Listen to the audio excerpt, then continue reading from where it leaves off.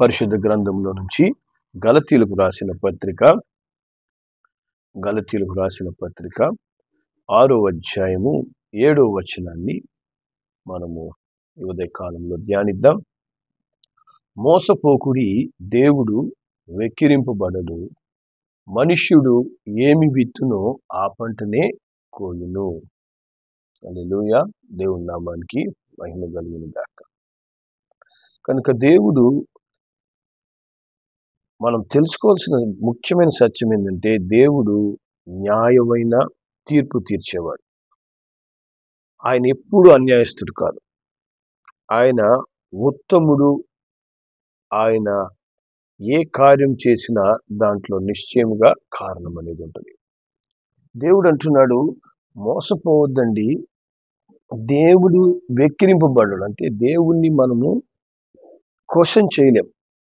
దేవుణ్ణి ఎందుకు ఈ విధంగా జరుగుతుంది అని మనం ఎప్పుడు కూడా దేవుణ్ణి మనము ప్రశ్నించలేనంత విధంగా దేవుడు తన కార్యాలను కనబరుచుకుంటాడు.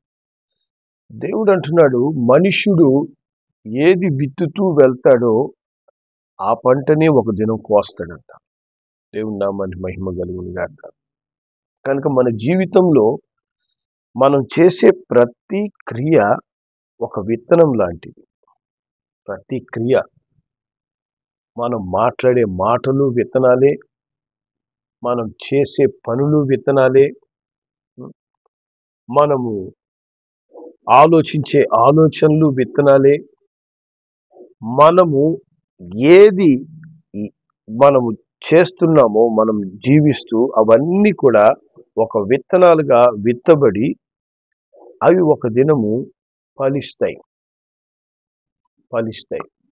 చూడండి, ఉదాహరణకి ఒక వ్యక్తి తన గురించి ఎప్పుడు కూడా వ్యర్థమైన వాడు, తనకు ఏది సాధ్యం కాదు అనే ఆలోచన ఒక వ్యక్తిలో ఉంటూ ఉందనుకోండి, ఎప్పుడు దాన్నే ఆలోచిస్తున్నాడు అనుకోండి, మరి అప్పుడు ఏం జరుగుతుంది? అతను ఏమైతే ఆలోచిస్తున్నాడో అదే వ్యక్తిగా అతను తయారవుతాడు. కారణం ఏంటంటే, అతను ఆ యొక్క నేను వ్యర్థుడని అనే విత్తనాన్ని విత్తుకుంటూ వెళ్తున్నాడు. నా వల్ల ఏమీ జరగదు, నాకు ఏమీ రాదు అనే విత్తనాన్ని విత్తాడు అనమాట. ఎక్కడ విత్తుతున్నాడు? మనసులో విత్తుతున్నాడు. సో అదే విధంగా ఒక వ్యక్తి, నేను అన్ని చేయగలను, నాకు అన్ని సాధ్యము, దేవుడు నాకు తోడై ఉన్నాడు, అన్ని చేయగలడు, నిశ్చయముగా నేను సాధిస్తాను, మా పరిస్థితులన్నిటిలో దేవుడు గొప్ప మార్పు తెస్తాడు అనే విత్తనాన్ని విత్తుకుంటూ వెళ్తున్నాడు అనుకోండి, ఖచ్చితంగా వారి పరిస్థితుల్లో ఆ విత్తనము ఒక గొప్ప మార్పు తీసుకొస్తుంది. ఒక గొప్ప మార్పు తీసుకుని ఖచ్చితంగా వస్తుంది. హల్లెలూయా. అదేవిధంగా నీవు ఏమి ఈరోజు విత్తుకుంటున్నావు? నీ జీవితంలో, నీ పరిస్థితుల్లో కలుగుతున్నటువంటి మార్పులు, అనుభవిస్తున్నటువంటి పరిస్థితులు ఒక దినమున నువ్వు విత్తినవే. వాటి యొక్క ఫలం అనేది మనం ఇప్పుడు చూస్తుంటాం. అందుకే దేవుని బిడ్డలైన మనము ప్రతి విషయంలో దేవుడు అంటున్నాడు, ఏమి విత్తుతున్నావు అనేది జాగ్రత్తగా చూసుకోవాలి. ఎందుకంటే ప్రతి విత్తనానికి ఒక ఫలం అనేది ఉంటుంది. ఒకడు తన నోటి ఫలము చేత మేలు అనుభవిస్తాడు దేవుని వాక్యం. నోటితో ఏం విత్తుతావో అదే ఫలం. కాబట్టి క్రియారూపకంగా నువ్వు ఏం విత్తుతావో అదే ఫలం. నువ్వు ఆలోచనలో ఏమి విత్తుకుంటున్నావో అదే ఫలం. కాబట్టి దేవుడు ఎప్పుడు వెక్కిరింపబడ్డావు. దేవుణ్ణి మనము ఎప్పుడు కూడా ఎందుకు అని దేవుని ప్రశ్నించలేనంత పరిశుద్ధుడైన, ప్రశ్నించలేనంత న్యాయమైన తీర్పును తీర్చేవాడు ఆయన. దేవుని నామానికి మహిమ కలుగును గాక. మరి దేవుడు ఏం చేస్తాడంట? దేవుని వాక్యం చెప్తుంది, మరి 2 కొరింథీయులకు రాసిన పత్రిక 9వ అధ్యాయం, 2 కొరింథీయులకు రాసిన పత్రిక 9వ అధ్యాయము 10వ వచనాన్ని మనం చదువుదాం. ఇక్కడ వాక్యం చెప్తుంది, విత్తువానికి విత్తనము తినుటకు ఆహారము దయచేయు దేవుడు మీకు విత్తనము దయచేసి విస్తరింపచేసి మీరు ప్రతి విషయంలో పూర్ణ ఔదార్య భాగ్యము గలవారగునట్లు మీ నీతి ఫలమును వృద్ధి పొందించను. హల్లెలూయా. చూసారా, విత్తువానికి విత్తనాన్ని ఇచ్చేది దేవుడే అంట. ఆమేన్. విత్తువానికి విత్తనాన్ని దేవుడు ఇస్తాడు. ఏవిచ్చిన విత్తనాన్ని ఇస్తాడు? మంచి విత్తనాన్ని దేవుడు ఇస్తాడు. అనుకూలమైనటువంటి ఆలోచనలే దేవుడు మనకు కలగజేస్తాడు. మన యొక్క జీవితము ఇంకా ఆశీర్వాదకరంగా మారాలని దేవుడు విత్తనాలు మన చేతికి ఇచ్చినప్పుడు మనము ఆ విత్తనాలను మనకు మేలుకరంగా విత్తుకున్నప్పుడు అవి మేలుగా మారుతాయి. నువ్వు విత్తే విత్తనాన్ని విస్తరింప చేయగలిగిన శక్తి దేవునికి ఉంది. విత్తే విత్తనానికి మరి చెడుగా దాన్ని విత్తుకున్నప్పుడు దాన్ని అవకాశముగా మనం దుర్వినియోగపరిచినప్పుడు దాని యొక్క ఫలాన్ని కూడా దేవుడే ఇస్తాడు. దేవుని వాక్యం చెప్తుంది. మొదటి కొరింథీయులకు రాసిన పత్రిక 15వ అధ్యాయము 37, 38 వచనాలు మనం చూస్తే, నీవు విత్తు దాన్ని చూడగా అది గోధుమ గింజైనా సరే మరి ఏ గింజైనా సరే వట్టి గింజని విత్తుచున్నావు కానీ పుట్టబో శరీరాన్ని విత్తడం లేదు. అయితే దేవుడే తన చిత్త ప్రకారం నువ్వు విత్తిన దానికి శరీరం ఇచ్చును. హల్లెలూయా. మరియు ప్రతి విత్తనమునకు దాని శరీరం ఇచ్చుచున్నాడు.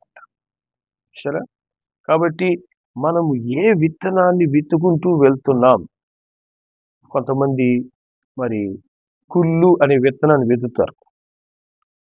ఇతరుల యొక్క కీడు కోరుకునే విత్తనాలు విత్తుతుంటారు. ఇతరుల యొక్క క్షేమాన్ని బట్టి ఆనందించలేని విత్తనాలు విత్తుతారు. అది కొంతకాలానికి ఏమవుతుందంటే వీళ్ళకి కీడుని తీసుకొస్తుంది, వీళ్ళకి అపాయం తీసుకొస్తుంది, వీరు నష్టంలో కూరుకొని పోతారు. అది వెంటనే జరగకపోవచ్చు, ఆ రోజే ఆ విత్తనం యొక్క ఫలం రాకపోవచ్చు.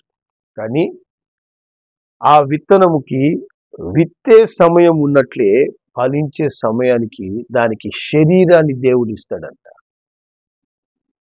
దానికి ఒక మంచి రూపాన్ని, నువ్వు మంచి విత్తనాన్ని విత్తినప్పుడు మంచి రూపము, మనము వ్యర్థమైన విత్తనాలు విత్తుతుంటే దానికి తగినటువంటి రూపాన్ని దేవుడు సృష్టిస్తాడు. కాబట్టి దేవుడు అంటున్నాడు, మనం ఏమి విత్తుతున్నామనేది చాలా జాగ్రత్తగా ఉండండి. ఏమి నువ్వు ప్రతిరోజు విత్తుతున్నావు, ఏది నువ్వు విత్తేవానిగా నువ్వు కనబడుతున్నావు అనేది చాలా ముఖ్యం.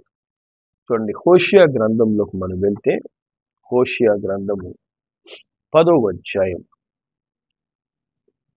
12వ వచనాన్ని మనం చదువుదాం. ఇక్కడ వాక్యం చెప్తుంది, నీతి ఫలించినట్లు మీరు విత్తనం వేయుడి, ప్రేమ అను కోత మీరు కోయుడి. యెహోవాను వెదుకుటకు ఇదే సమయం గనుక ఆయన ప్రత్యక్షమై మీ మీద నీతి వర్షం కురిపించినట్లు ఇది వరకు ఎన్నడూ దున్నని బేడు భూమిని దున్నుడి. హల్లెలూయా. కాబట్టి ఇక్కడ దేవుడు అంటున్నాడు, నువ్వు నీతి అనే విత్తనాన్ని విత్తుతూ ఉన్నావు అనుకోండి, నీతికరమైన కార్యాలు చేస్తూ నీవు నీతి వలన ఇతరులకి మేలుకరంగా జీవిస్తూ, నీతి అనే విత్తనం నీ ఆలోచనలో, నీ క్రియల్లో, నీ మాటలలో అన్నిటిలో నువ్వు నీతి అనేది నువ్వు విత్తుకుంటూ వెళ్తున్నావు అనుకోండి, అప్పుడు దేవుడు అంటున్నాడు, దానికి ప్రేమ అనే కోతను మీరు కోస్తారు. హల్లెలూయా. అంటే లోకం నిన్ను ప్రేమించడం ప్రారంభిస్తుంది. ఏ విధమైన ప్రేమ? స్వచ్ఛమైన, నీ ద్వారా మేలు పొందుకున్నామనేటువంటి ప్రేమను వారు కనబరుస్తారు. హల్లెలూయా. దేవుని నామానికి మహిమ కలుగును గాక. మరి పరిశుద్ధ గ్రంథంలో అపోస్తుల కార్యములు 9వ అధ్యాయము 36వ వచనంలో దోర్కా అనేటువంటి స్త్రీ గురించి మనము చదువుతాం. ఆమె ఏం చేసిందంట? అపోస్తుల కార్యములు 9:36, యొప్పేలో తబితాను శిష్యురాలుండెను. ఆమెకు భాషాంతరమున దోర్కా అని పేరు. ఆమె సత్క్రియలను ధర్మకార్యములను బహుగా చేసి ఉండెను. హల్లెలూయా. ఈమె సత్క్రియలు ధర్మకార్యాలని విత్తనాలు విత్తుకుంటూ వెళ్తుంది. సత్క్రియలు ధర్మకార్యాలని విత్తనం ఇతరులకి ఏ విధమైనటువంటి మేలు నేను చేయగలను, ఇతరుల కోసం ఎటువంటి ధర్మ కార్యాన్ని నేను చేయగలను అని ఆమె జీవిస్తున్నదంట. ప్రతి ఒక్కరు కూడా మరి ఏ విధమైన అవసరత వచ్చినా ఆమె ఇల్లు తట్టినప్పుడు ఆమె నిశ్చయముగా తలుపు తెరిచి వాళ్ళకి ఏదో విధంగా సహాయకరంగా నిలబడడం ప్రారంభించింది ఈ దోర్కా. హల్లెలూయా. కానీ ఆ దోర్కాకు తెలియదు ఆమె చేస్తున్నటువంటి ఆమె విత్తుతున్న విత్తనాలకి ఆమె పొందుకోబోయే మేలు ఎలా ఉండబోతుంది అని. ఒక దినం వచ్చింది, ఆ విత్తనాలు అన్ని సమయాల్లో మరి విత్తుకుంటూ వెళ్ళిపోతుంది. ఒక దినం ఆమె అనారోగ్యంతో చనిపోయిందంట, మరణించిందంట. అప్పుడు అక్కడ ఏం జరుగుతుంది తెలిసిన, మరి అందరూ వెళ్ళి పేతురు అనే దైవజనుని వాళ్ళ ఇంటికి తీసుకొచ్చారు. పేతురు అనే దైవజనుడు వాళ్ళ ఇంటికి వచ్చినప్పుడు మరి 39వ వచనం మనం చదివితే, పేతురు లేచి వారితో కూడా వెళ్ళి అక్కడ చేరినప్పుడు వారు మేడగదిలోనికి అతనికి తీసుకువచ్చిరి. విధవరాళ్ళు వచ్చి ఏడ్చుచు దోర్కా తమతో ఉన్నప్పుడు కుట్టిన అంగీలు వస్త్రములు చూపుచు అతని ఎదుట నిలిచిరి. హల్లెలూయా. చూసారా, మాకందరికీ ఈమె మేలు అనే విత్తనాన్ని విత్తిందయ్యా, నీతి అనే విత్తనాన్ని విత్తిందయ్యా, ప్రేమ అనే విత్తనాన్ని విత్తిందయ్యా అంటూ వాళ్ళు ఆమె పట్ల ఉన్న ప్రేమను వెల్లడి చేస్తున్నారు. ఆమె మమ్మల్ని ఎంత ప్రేమించిందో, ఆమె మరణించినప్పుడు ఆ యొక్క విత్తనము యొక్క ఫలములు ఆడ విధవరాళ్ళు వచ్చి నిలబడుతున్నారు. వాళ్ళు వచ్చి చెప్తున్నారు, అయ్యా ఆమె చేసిన పనులు చూడడానికి చిన్న చిన్నవిగా కనపడవచ్చు. మా చినిగిపోయిన అంగీలు గుట్టింది, మాకు వస్త్రాలను గుట్టింది, మరి ఈ విధంగా ఆమె చిన్న చిన్న సహాయాలు చేసి ఉంటుంది. కానీ అది మాకు ఎంతో గొప్ప మేలు. ఆమె ప్రేమకరమైన మాటలు, ఆదరణకరమైన మాటలు మా జీవితాలకి ఎంతో ప్రశాంతతను, నెమ్మది కలిగజేశాయని చెప్పి ఆ విధవరాళ్ళు వచ్చి నిలబడి ఆ దైవజనుని ముందు సాక్షిగా నిలబడ్డారు. హల్లెలూయా. ఈ స్వార్థపూరితమైన దినాల్లో మనుషులు ఎట్టయిపోయినారంటే, పక్కవాడి యొక్క కష్టము, పక్కవాడి యొక్క సమస్యను ఆలోచించలేనంత వారిగా తయారైపోతున్నారు. ఎప్పుడు కూడా నాకు తెలిసిన ఒక దైవజనుడు చెప్తాడు, ఒక అవసరతలో ఒక వ్యక్తి నీ దగ్గరికి వచ్చాడంటే అది నువ్వు ఆశీర్వాదం పొందుకోవడానికి దేవుడు చూపిస్తున్న మార్గము అని నువ్వు నమ్మాలి అన్న. ఒక వ్యక్తి నీ దగ్గరికి అవసరతతో వస్తున్నాడంటే, ఒక అవసరత కోరి నీ ఎద్దకు వస్తున్నాడంటే దాని ద్వారా దేవుని మేలు నువ్వు పొందుకోబోతున్నావు, దేవుని ఆశీర్వాదం నువ్వు పొందుకోబోతున్నావు అని నమ్మి నువ్వు అతనికి సహాయం చేసినట్లయితే, వాళ్ళకి మేలు చేయగలిగినట్లయితే, వాళ్ళ అవసరతలో నువ్వు చేయగలిగినంత మేలు ఆడ ఒక విత్తనం ఫలిస్తుంది. ఆడొక విత్తనం ఫలించడం ప్రారంభమవుతుంది. హల్లెలూయా. ఈమె వేసిన విత్తనాలు ఏమైనాయంట, అక్కడ ఆయన పేతురు వచ్చి ప్రార్థన చేసి మరి 40వ వచనంలో చెప్తుంది, తబిత లెమ్మని లెమ్మనగా ఆమె కన్నులు తెరిచి పేతురు చూచి లేచి కూర్చుండెను. అతడు ఆమె చెయ్యి ఇచ్చి లేవనెత్తి పరిశుద్ధులను విధవరాండ్లను పిలిచి ఆమెను సజీవురాలుగా వారికి అప్పగించాడట. ఎంత అద్భుతం. చూసారా, ఈమె విత్తిన విత్తనము ఆమెకి తిరిగి ప్రాణాన్ని ఇచ్చింది. తిరిగి ఆమె బ్రతికి సజీవురాలుగా మారిపోయింది. మరణం నుంచి జీవంలోనికి రావడానికి కారణము ఆమె విత్తిన విత్తనాలు. హల్లెలూయా. ఇతరులకి ఆశీర్వాదకరంగా ఉండేందుకు ప్రభువిచ్చే ప్రతి అవకాశాన్ని దుర్వినియోగం చేసుకునేవాడు మరణం అనే పంట కోస్తాడు, కీడు అనే పంటను కోస్తాడు, నష్టము అనే పంటను కోస్తాడు. దేవుని వాక్యం అదే చెప్తుంది, నేను చెప్పడం కాదు. చూడండి, హోషేయ గ్రంథంలోనికి వెళ్దాం. మళ్ళా హోషేయ గ్రంథము 10వ అధ్యాయము, హోషేయ గ్రంథము 10వ అధ్యాయం 13వ వచనం మనం చదివితే, 13వ వచనం దేవుని వాక్యం చెప్తుంది ఇక్కడ, నీ ప్రవర్తనను ఆధారం చేసుకొని, నీ బలాఢ్యులను నమ్ముకొని, నీవు చెడుతనపు పంటకై దున్నితివి గనుక మీరు పాపమను కోత కోసి ఉన్నారు, అబద్ధమునకు ఫలము పొంది ఉన్నారు. చూసారా, ఈ పంట కూడా ఉందంట. చెడుతనం, ఇతరులకు కీడు, ఇతరులకు హాని చేస్తూ విత్తనాలు విత్తి విత్తి విత్తి విత్తి ఏమవుతుందో తెలిసిన పాపమనే కోత, పాపమనే పంట. కొంతమంది జీవితాలు ఎంత చేసినా వాళ్ళ జీవితాలు ఆశీర్వాదంలోకి రావు. ఎందుకంటే వారు విత్తన విత్తనాలు కావచ్చు, వారి పితరులు విత్తిన విత్తనాలు కావచ్చు, వారి జీవితానికి అది కీడు అనేటువంటి కోత వాళ్ళు కోస్తుంటారు. వారి అబద్ధమునకు ఫలం పొందుకుంటారంట. అబద్ధ జీవితం, మోసపూరితమైన జీవితం. మనుషులు అనుకుంటారు, ఇప్పుడు నేను అబద్ధం చెప్తే నాకేం కలుగుతుంది, ఏముంది ఒక అబద్ధం చెప్పడంలో. ఆ అబద్ధానికి పంట ఉంది. నీ అబద్ధానికి ఒక శరీరాన్ని దేవుడిస్తాడు. నీ అబద్ధ జీవితం అవకాశం ఉండి కూడా మనము అబద్ధం చెప్తూ మరలా మరలా ఒక అబద్ధానికి ఇంకొక అబద్ధం, ఇంకొక అబద్ధం. మనము విత్తే ప్రతి విత్తనం మన నోటి ఫలములు కావచ్చు, నోటితో విత్తే విత్తనాలు, ఆలోచనతో విత్తే విత్తనాలు, క్రియారూపకంగా నువ్వు విత్తే విత్తనాలు ప్రతిదీ ఒక దినము ఫలిస్తాయి. వాటికి శరీరాన్ని దేవుడిస్తాడు. హల్లెలూయా. మానవుడు ఇవ్వకపోవచ్చు, మనిషి గ్రహించకపోవచ్చు, కానీ సామాన్యంగా చెప్తారు, కత్తి పట్టుకున్నాడు కత్తితోనే చచ్చిపోతాడని. ఏంటది? కత్తి పట్టుకుని విత్తనం విత్తుకున్నాడు. కత్తి విత్తనం, కత్తి పొలం.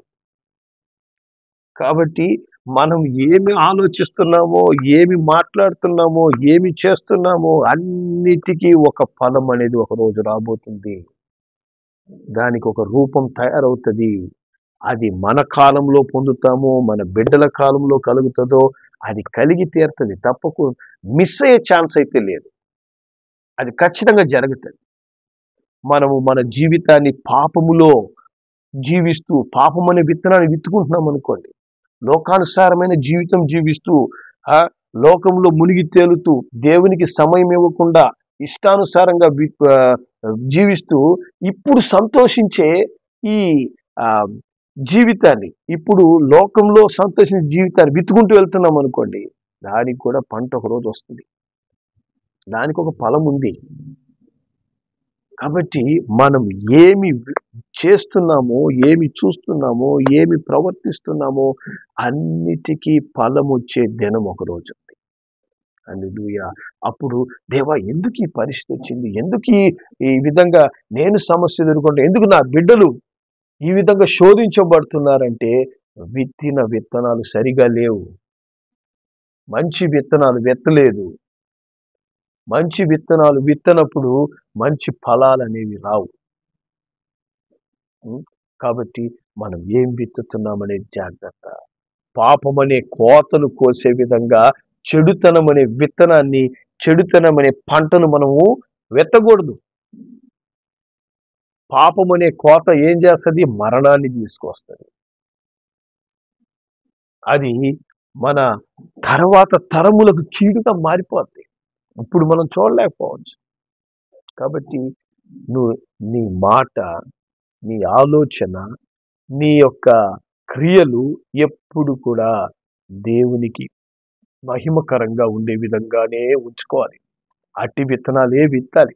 అందుకే గల్తీలు రాసిన పత్రిక 6వ అధ్యాయంలో దేవుని వాక్యం చెప్తుంది. 6వ అధ్యాయం 9వ వచనం, 10వ వచనం, మనము 9, 10 వచనాలు, మనము మేలు చేయటం యందు విసుగకు ఉందాం. మనం అలయక మేలు చేసితిమేని తగిన కాలమందు పంటకు వస్తాం. కాబట్టి మనకు సమయము దొరికిన కొలది అందరి ఎడల, విశేషముగా విశ్వాస గృహమునకు చేరిన వారి ఎడల మేలు చేయుదుము. హల్లెలూయా. దేవుని నామానికి మహిమ కలుగును గాక. కాబట్టి మనము మనకిష్టమైన వారికి సహాయం చేయడం, మనము ఒక దగ్గర పని చేస్తున్నాం కాబట్టి వాళ్ళకి మేలు చేస్తాం, ఇది కాదు. అవసరతలు ఉన్న ప్రతి ఒక్కరిని గమనించి, వారు నిజమైన అవసరతను కోరుకొని ఎద్దకు వచ్చినప్పుడు వారిని పరిశీలించి వారికి మనం మేలు చేయాలి. మనం ఎప్పుడైతే మేలు విసుకకుండా చేస్తామో, ఎందుకంటే అనేక సార్లు మనం మేలు చేసేటప్పుడు ఏమవుతుంది, ఇతరులు కీడు చేస్తూనే ఉంటారు. మనం మేలు అనే విత్తనం విత్తినప్పుడు మనకు విరోధంగా మనుషులు కీడు చేయడానికి ఆలోచిస్తారు. ఆ, కానీ మనం ఏం చేయాలంట, విసుక్కోకుండా మేలు చేయాలి, మేలు చేస్తుండాలి. అలయక మేలు చేస్తే తగిన కాలమందు మేలుకి తగిన ఆశీర్వాదకరమైన పంట మనం కోస్తాం. హల్లెలూయా. మరి విత్తే దినములో కన్నీటితో విత్తుకుంటూ వెళ్ళేవాడంట ఆనందంతో కోతకొస్తాడు, సంతోషంతో కోతకొస్తాడు. హల్లెలూయా. ఈ దినం మనం విత్తుకునేటప్పుడు, ఇదిగో నేనెందుకు ఇది విత్తాల్సి వస్తుంది, నేనెందుకు ఆ ఇంతగా నాకు ఇబ్బంది కలిగిస్తున్నా కూడా వాళ్ళకి నేను మేలే ఎందుకు చెయ్యాలి అనేటువంటి దిగులు నీ హృదయంలో ఉండొచ్చేమో. కానీ నువ్వు కన్నీటితో విత్తే మంచి విత్తనాలు ఉన్నాయి చూసారా, నీకు కీడు చేసిన వాళ్ళకు కూడా మేలు చేస్తూ, నీ నీకు శత్రువులైన వారి నిమిత్తం ప్రార్థన చేస్తూ, నీ నీ కీడు కోలుకునే వాళ్ళ యొక్క మేలు కొరకై నువ్వు ప్రయాసపడుతున్నావు చూసావా, అవన్నీ కూడా మంచి విత్తనాలు. హల్లెలూయా. మంచి విత్తనాలు. 126 కీర్తన 5, 6 వచనాలు చెప్తుంది. కన్నీళ్లు విడుచుచూ విత్తువారు సంతోష గానముతో పంట కోస్తారు. పిడికెడు విత్తనములు చేత పట్టుకొని ఏడ్చుచూ పోవు విత్తువాడు సంతోష గానము చేయుచు పనులు మోసుకొని వస్తాడంట. హల్లెలూయా. కాబట్టి ఇప్పుడు నీకు మంచి అనే విత్తనం విత్తేటప్పుడు కన్నీరు గారచ్చు. ఎంత నేను మంచి మేలు అనే విత్తనం విత్తుతున్నా నాకు కీడే వస్తుందని, కానీ దానికి సంతోషంతో పంట కోసే దినాలు ఉన్నాయి. హల్లెలూయా. దానికి ఒక మంచి శరీరాన్ని దేవుడు చూపిస్తున్నాడు. మంచి ఆశీర్వాదకరమైన భవిష్యత్తును దేవుడు తయారు చేస్తున్నాడు. దీవెనకరమైన దినాలు మన జీవితాల్లో ఖచ్చితంగా చూస్తాం. మన తరతరాలు ఆ మేలు యొక్క ఫలాన్ని చూస్తారు. చూడండి, ఒక నీతిమంతుడు పిల్లల్ని ఆస్తికర్తలుగా చేస్తాడంట. ఆస్తికర్తలు అంటే డబ్బులు కూర్చోబెట్టడం కాదు. మంచి విత్తనం విత్తినప్పుడు వారు గొప్పగా దీవించబడతారు. సమాజములో వారు ఘనత పొందుకున్న వారిగా వారి బిడ్డలు మారిపోతారు. సమాజంలో ఆ బిడ్డలు గుర్తింపు పొందుకుంటారు. హల్లెలూయా. వారు అన్ని విషయాల్లో దీవించబడి ఉంటారు. కానీ కారణం ఏంటంటే విత్తిన విత్తనాలు.